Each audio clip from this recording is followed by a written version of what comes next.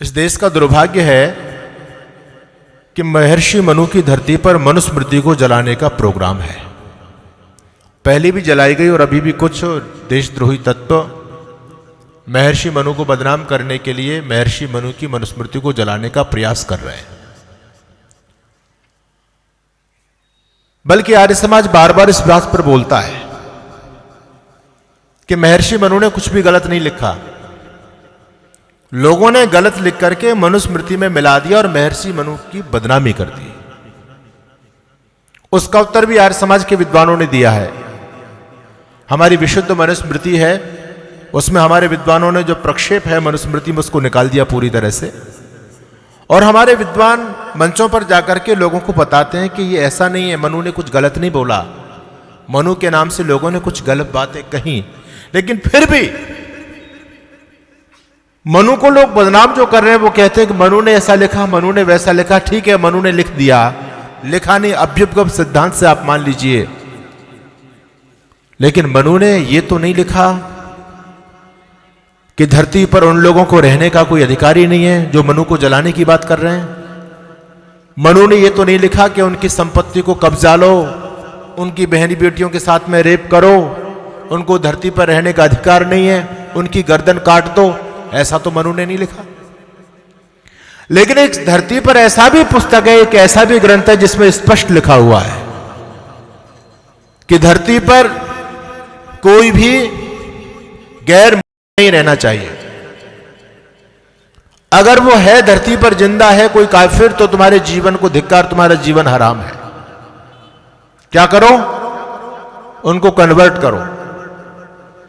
Convert नहीं कर सकते, गर्दन भी नहीं करते, कुछ दिन प्रेम और भाईचारे से रहो, अपनी ताकत को बढ़ाओ, और जब आपकी ताकत बढ़ जाए तो उन काफिरों की गर्दन दो, उनकी प्रॉपर्टी लूटो और उनकी बहन बेटियों के साथ में रेप करो, बलात्कार करो। ऐसा भी एक ग्रंथ धरती पर है, उसको जलाने की कोई बात नहीं करता है, क्योंकि लोगों को पता है कि उसके जलाने की बात करेंगे तो तुम खुद जला दिए जाओगे।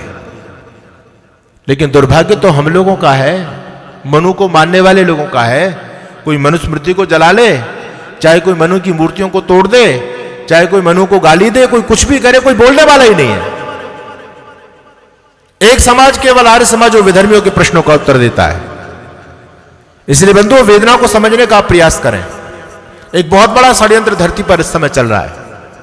इस हिंदुत्व को समाप्त करने का पूरे विश्व पटल पर एक व्यापक प्रोग्राम बना हुआ है और विधर्मी हमको समाप्त कर रहे हैं। इतनी बारीकी से वो हम पर प्रहार कर रहे हैं कि हमको पता ही नहीं चल रहा कि कैसे कैसे विधर्मी ने हम पर प्रहार कर दिया। आज का जंग का मैदान तोप और तलवारों से फतेह नहीं किया जाएगा। दो तरह की लड़ाई होती है, तोप और तलवार की भी लड़ाई होती है और विचार की भी लड़ाई होती है। हथियार की लड़ाई होती है, विचार की लड़ाई होती है, शस्त्र की लड़ाई होती है और शास्त्र की लड़ाई होती है। आजकल शस्त्र की लड़ाई का दौर जा चुका है। वर्तमान समय में शास्त्र की लड़ाई का दौर चल रहा है, यानी हथियार की लड़ाई का दौर जा चुका है, आजकल विचार की लड़ाई का दौर चल रहा है। और एक बात आप याद रखिएगा, जो विचार की ताकत होती है वो हथियार से कई गुना ज्यादा बढ़कर के होती है। तोप और तलवार विचार के सामने बौने हो जाते हैं। जब वैचारिक अग्नि व्यक्ति के वक्ष में धधकती है तो व्यक्ति तोप और तलवारों से भी नहीं डरता। भी हमारे भाई अंकुर जी आपको एक उदाहरण दे रहे थे, हमारे कुलपिता स्वामी श्रद्धानंद जी महाराज का, जब दिल्ली के चांदनी चौक पर वो आजादी के जुलूस का नेतृत्व कर रहे थे तो ब्रिटिश सरकार के सैनिकों ने आकर के सामने से बंदूकें तान दी और कहा, खबरदार यदि एक कदम भी आगे बढ़ाया। स्वामी श्रद्धानंद 4 कदम आगे बढ़ते हैं और अपने कुर्ते के बटन को फाड़ते हुए, सीना निकालते हुए कहते हैं, चलाओ गोली यदि तुम में ताकत है, मैं तुम्हारी गोली की ताकत को देखना चाहता हूं। एक व्यक्ति निहत्था है, उसके पास कुछ नहीं है, सामने बंदूक लेकर के नौजवान खड़े हुए हैं, फिरंगी खड़े हुए हैं, लेकिन फिरंगियों की हिम्मत नहीं है कि उसमें बंदूक मार दें। और वो व्यक्ति निहत्था, उसके पास कोई तोप तलवार नहीं है, क्योंकि वैचारिक हथियार उनके पास में था, इसलिए तोप और तलवार और बंदूकें बौनी पड़ गईं। विचारों की वो ताकत होती है जिसके सामने कोई टिक नहीं पाता। आप पीछे जो फ्लैक्स देख रहे हैं, इसमें 2 साहिबजादों का भी चित्र छपा हुआ है। फतेह सिंह और जोरावर सिंह, उनका बलिदान दिवस है। और आपको जानकारी होनी चाहिए, गुरु गोविंद सिंह के 4 पुत्र थे, 4 साहिबजादे। अजीत सिंह और जुझार सिंह जब चमकौर के किले में शहादत को प्राप्त हो गए तो उनके 2 छोटे साहिबजादों को मुसलमानों ने कैद कर लिया। और बच्चों की उम्र पता है आपको? एक की उम्र 7 साल और एक की उम्र थी 9 साल। फतेह सिंह 7 साल के, जोरावर सिंह 9 साल के। यहां पर भी 7-9 साल के बच्चे बैठे होंगे। आप कल्पना नहीं कर सकते कि 7 और 9 साल का बच्चा इतना बड़ा कोई कारनामा कर सकता है। उस वजीर खान ने दोनों बच्चों को कहा कि तुम यदि अपनी जान बचाना चाहते हो तो तुमको इस्लाम कबूल करना पड़ेगा। वो बच्चे कहते हैं कि हम इस्लाम नहीं कबूल करेंगे, तुमको जो यातना देनी हो वो दे सकते हो। उस जल्लाद ने इस दिसंबर की कड़ाके की सर्दी में दोनों छोटे छोटे मासूम बच्चों को सरहिंद के किला के ठंडे बुर्ज के अंदर नंगे बदन करके बंद कर दिया। उस कमरे के अंदर कोई तकिए और गद्दे नहीं पड़े थे, कोई कंबल और रजाई नहीं थी, कच्चा कमरा। और उस कमरे के अंदर 7 साल के और 9 साल के मासूम बच्चे को बंद किया गया। उनको यात्रा दी जानी शुरू की गई, जिससे ये बच्चे डर करके अपना धर्म अस्वीकार करके हमारे इस्लाम को कबूल कर लें। उन बच्चों को 2 दिन तक उस ठंडे बुर्ज में रखा गया। ना कोई चाय, ना पानी, ना नाश्ता, कोई खाना पीना, कुछ नहीं। वो उनको तड़फा रहा था जल्लाद। 2 दिन के बाद जब दरवाजा खोला गया तो वजीर खान ने पूछा, फतेह सिंह, जोरावर, क्या बेचारे इस्लाम कबूल करोगे? तो उन मासूम बच्चों ने कहा, बिष्टा तो कुत्ते खाते हैं, सिंह कभी नहीं खाएंगे, और हमें बालक सिंह कभी इस्लाम नहीं अपनाएंगे। हम शेरों की संतान हैं, हम गीदड़ कैसे बन सकते हैं? तुमको यातना देनी है, तुम यातना दे सकते हो वजीर खान, लेकिन धर्म परिवर्तन करने, इस बात को अपने दिमाग से निकाल दो। हम आर्यों की संतान है, हम ऋषियों की संतान है। आखिर वो जल्लाद कहां शांत होने वाला था? उसने कहा, ये काफिरों के बच्चे हैं, ये ऐसे मानने वाले नहीं है। इन दोनों काफिरों को दीवार के अंदर जिंदा चिन दो, दीवार के अंदर चिन करके दबा दो, तड़प तड़प करके मरने चाहिए, श्वास घुटने से इनकी मौत होनी चाहिए। मिस्त्रियों को बुलाया गया, गारा बनाया गया, ईंट मंगाई गई और दोनों भाइयों को ऐसा खड़ा कर दिया गया। कभी जाइएगा सरहिंद की कला को देखने के लिए। आज आपको समय होता है तो आप बहुत सारी पिकनिक के लिए जाते हैं, कोई ताजमहल देखने के लिए जाता है, कोई बंबई जाता है, कोई कहीं जाता है। कभी आपको समय मिले तो आप हल्दी घाटी अपने बच्चों को लेकर के जाना और उस मिट्टी को दिखाना, बेटा ये वो मिट्टी है जिस मिट्टी की रक्षा के लिए महाराणा प्रताप ने और उस रजपूती शान ने अपने आप को समर्पित कर दिया था। ये वो मिट्टी है, उस मिट्टी का आज भी वो रक्त रंग आपको बताएगा कि ये कितने खून को पीकर के संचित हुई मिट्टी है। वहां से जब आपके बच्चे जाएंगे तो कुछ प्रेरणा लेकर के आएंगे, वो समझेंगे अपने महापुरुषों को, वो समझेंगे अपनी संस्कृति को। आपको समय मिले तो अपने बच्चों को सरहिंद के किले के लिए जरूर लेकर के जाना। वो मोटी मोटी प्राचीरें, वो दीवारें आज भी इस बात का साक्षी है कि उन जल्लादों ने कि कितना हम पर अत्याचार किया। दोनों मासूम बच्चों को खड़ा किया, मिस्त्रियों ने दीवार को उठाना शुरू किया। दोनों भाई दीवार के बीच में हैं, ईंटें पर ईंटें लगाई जा रही हैं, गारा बीच में भरा जा रहा है, दीवार उठती चली जा रही है। और जब दीवार यहां तक पहुंची, नाक एक ईंट रखें तो नाक भी बंद हो जाएगी। उसने सोचा कि शायद अब मौत सामने, एक ईंट की तो बस बात है, मौत सामने, अब मौत को सामने देख करके बच्चे डर जाएंगे।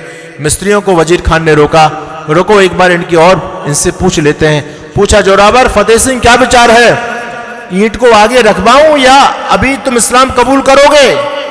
जब ये बात उन बच्चों ने सुनी तो मातृशक्ति ध्यान रखना, जोरावर जोर से बोला, फतेह सिंह जोर से बोला, रखो ईंटें, भरो गारे, चुनो दीवार हत्यारे, निकलती श्वास बोलेगी, यही दीवार बोलेगी, हमारे देश की जय हो, हमारे धर्म की जय हो। तुम किसको मियां डरा रहे हो? अरे डराते क्यों हो? तुमको जो कुछ करना है करो, तुमको किसने रोका दीवार चुनने से? इस दीवार के अंदर जब हम दफन हो जाएंगे तो इन दीवारों की सुरोखों से कोई आवाज निकलेगी तो वंदे मातरम और भारत माता की जय की आवाज सुनाई देगी। मैं निवेदन आपके बीच में कर रहा था, पूरी मुगल सल्तनत एक तरफ खड़ी हुई है, वो दुष्ट खंजर लेकर के सामने उन बच्चों को डराने के लिए खड़े हुए हैं, लेकिन वो मासूम बच्चों के हाथ में कोई हथियार नहीं था। माताओं बहनों, वो निहत्थे बच्चे थे, लेकिन वो तोप और तलवार और खंजरों से नहीं डर रहे हैं, वो धर्म के लिए बलिदान हो गए। क्यों? क्योंकि विचारों की ताकत उनके पास में थी। जो ताकत विचार के अंदर होती है वो ताकत कभी हथियार के अंदर नहीं हो सकती। आज हमारे विचारों पर प्रहार किया जा रहा है, विधर्मी इस बात को जानता है कि इनको शस्त्र से कभी नहीं हराया जा सकता। अगर इनको इनकी नस्लों को मिटाना है तो इनके शास्त्रों पर प्रहार करो। और यही हुआ है। जब मुगल आक्रांता इस देश में आए, क्रिश्चियन लोग इस देश में आए, तो उन्होंने हमारे पूर्वजों को मिटाने का प्रयास किया। हमारे पूर्वज लड़े, हम कभी गुलाम नहीं रहे, पूर्वांश में पूरी तरह से गुलाम नहीं रहे। हमने संघर्ष किया है। हमने 800 सालों तक अपनी संस्कृति के लिए संघर्ष किया है। लाखों लाखों लोगों ने अपना बलिदान देकर के तब इस सनातन संस्कृति को बचाया है। ऐसे लोग हमारे पूर्वज डर नहीं गए थे। छोटे छोटे बच्चों को आपने उसका नाम सुना होगा, मुगल आक्रांता का, जिसका यह संकल्प था कि प्रतिदिन एक मन यज्ञोपवीत में हिंदुओं का उतर हुआ मैं सामने देखूंगा तब मैं भोजन ग्रहण करूंगा। औरंगजेब जैसा क्रूर शासक, अब एक मन जनेऊ वैसे नहीं उतर जाते। एक मन जनेऊ को उतारने के लिए कितने लोगों की गर्दनें उतारनी पड़ती होंगी, आप सोचिए। लेकिन लोग डरे नहीं, भयभीत नहीं हुए, उन्होंने धर्म के लिए अपनी गर्दनें कटाई। इन विदेशी विधर्मियों ने सोचा कि ऐसे अब इनको कब तक काटते रहेंगे, कब तक मारेंगे। या तो छोटे छोटे बच्चों को पकड़ते हैं तो वो अपनी गर्दन कटा देता, लेकिन चोटी नहीं कटाता, यज्ञोपवीत नहीं देता, अपनी गर्दन दे देता है। आश्चर्य की बात है भारत भूमि की। तो उन्होंने सोचा कि इन नस्लों को कैसे बर्बाद किया जाए, कब तक इनको काफिरों को हम काटते रहेंगे। तो उन्होंने ये षड्यंत्र किया कि भाई कुछ ऐसा मूल क्या है, वो कारण क्या है जिससे इस भारत के बच्चे अपनी गर्दन कटाने के लिए तैयार हो जाते हैं लेकिन चोटी नहीं कटाते।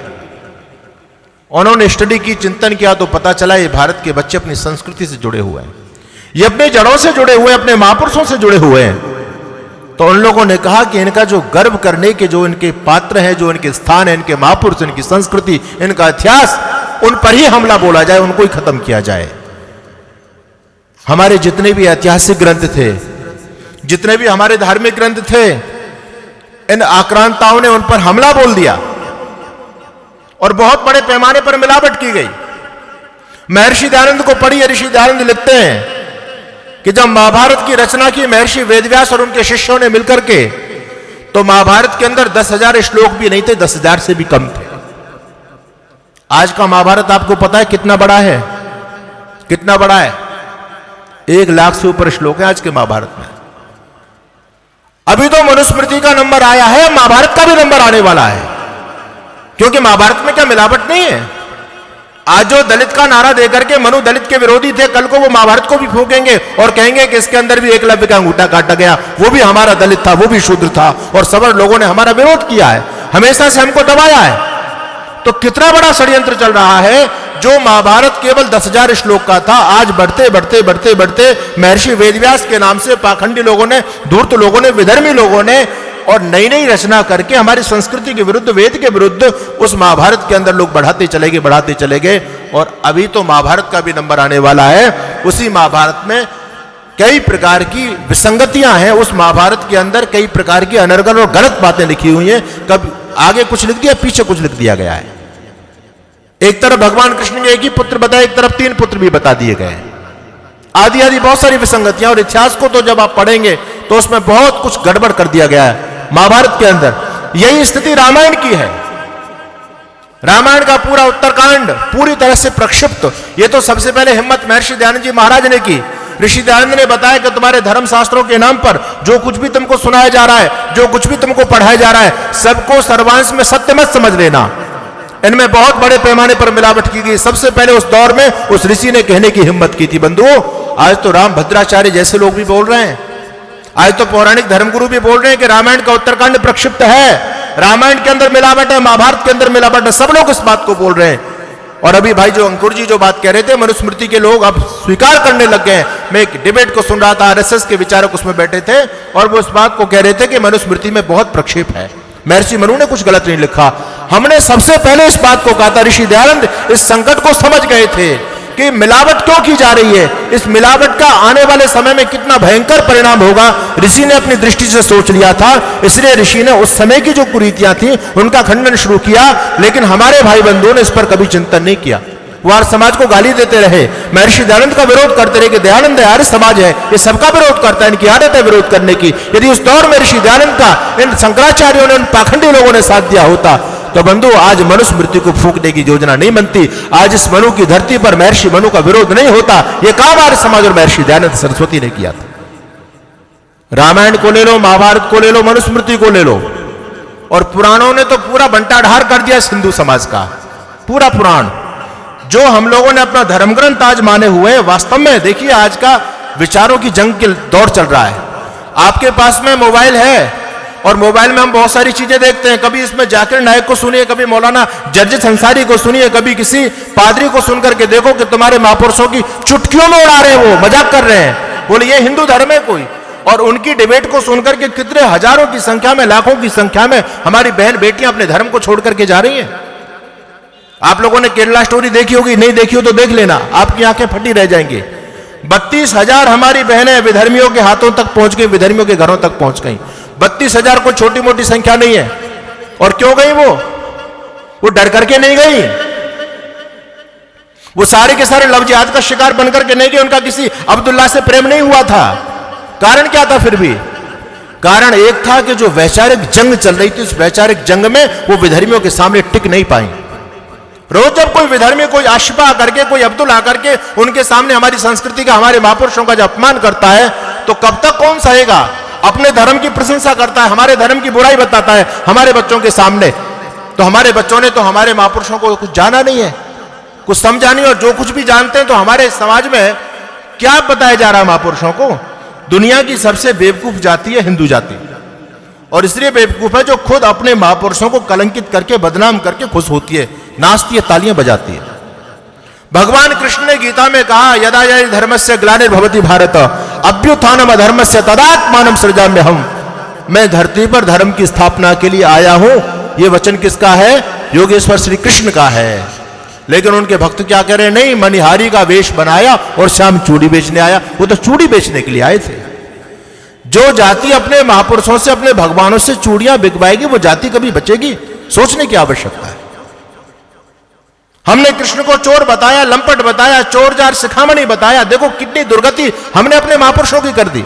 माना कि विधर्मियों ने हमला किया था, हमारे महापुरुषों के जीवन को, उनका चरित्र हनन किया विधर्मी लोगों ने, लेकिन हमको भी तो भगवान ने बुद्धि दी थी। हम भी तो सोच सकते थे कि जब हमारे महापुरुष ही बिगड़ गए, हमारे देवी देवता बिगड़ गए, तो हम उनसे क्या शिक्षा लेंगे? कोई सोचने के लिए तैयार नहीं है। भगवान कृष्ण ने कितने विवाह किए? ये तो एक आप बोल रहे हैं जो आर्य समाज से जुड़े हुए हैं, नहीं तो आज के समय में गूगल बाबा सबसे प्रामाणिक माना जाता है। इस गूगल बाबा पर पूछो कृष्ण ने कितनी शादियां की, कितनी आएंगी? 16,108। भगवान कृष्ण की शादियां कितनी हुई? भगवान कृष्ण की बीवियां कितनी थी? 16,108। और उनके बच्चे कितने थे? 1,77,188। क्योंकि एक एक पत्नी से 10-10 पुत्र और एक एक कन्या पैदा हुई थी। अब ये तो हमारे महापुरुषों की स्थिति हो रही है। जिस कृष्ण को हम भगवान मान करके पूछते हैं, एक मुल्ला जी कह रहे थे कि हम 4 बीवियां रखते हैं तो तुम्हारे पेट में दर्द होता, तुम हमको कोसते हो। अरे तुम अपने फरिश्ते, तुम अपने पैगंबर कृष्ण को देखो जिसकी 16,108 बीवियां थी। कैसे तुम उनके सामने लड़ोगे?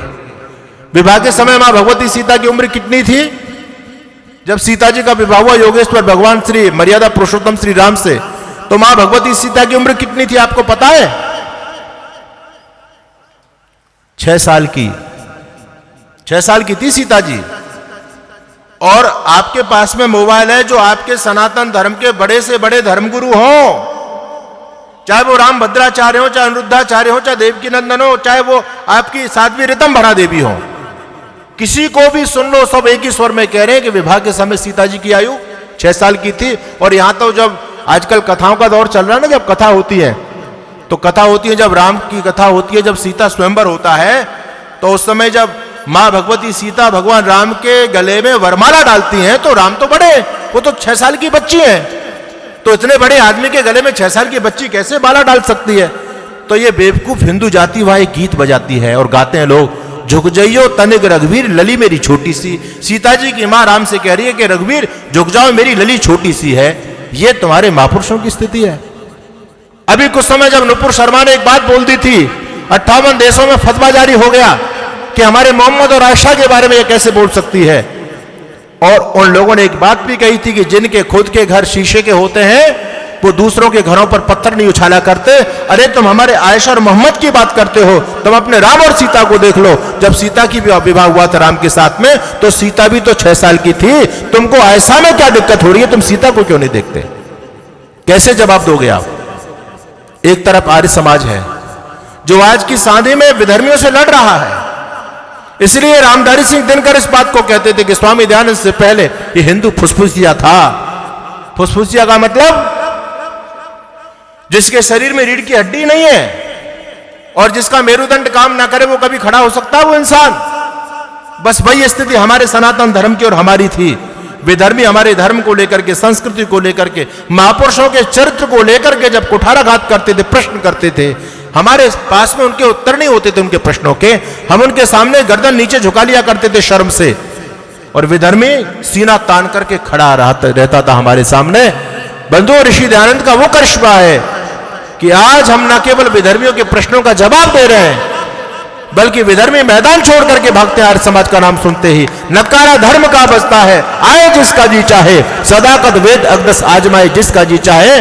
आज वो दौर आ चुका है। ये ऋषि दयानंद और आर्य समाज के तर्कों की बदौलत आज मुल्ला मौलवी और पादरियों में खलबली मची हुई है। हमारे प्रश्नों का जवाब किसी के पास में नहीं है। अभी एक मौलवी साहब का वीडियो वायरल हो रहा था, कह रहे कि जब तक ये काफिरों की जमात आर्य समाज हिंदुस्तान के अंदर है तब तक हम गजवाए हिंद नहीं कर सकते, क्योंकि हम जैसे इन पर आक्रमण करते हैं, वैचारिक आक्रमण करते हैं, इस आर्य समाज के स्कॉलर हमारे भाई अंकुर जी जैसे, जिनके कई लाखों जिनके फॉलोवर हैं सोशल मीडिया पर, बोलते हैं हमारे कुरान के बारे में, हदीस के बारे में, हमारे मोहम्मद साहब की जीवनी के बारे में, और उनके स्कॉलर अपना वीडियो जारी करते हैं। वो जो है बहादुरी के साथ में बोलते हैं, धड़ल्ले के साथ में बोलते हैं। हम लोगों के पास में उनके प्रश्नों का कोई जवाब ही नहीं है।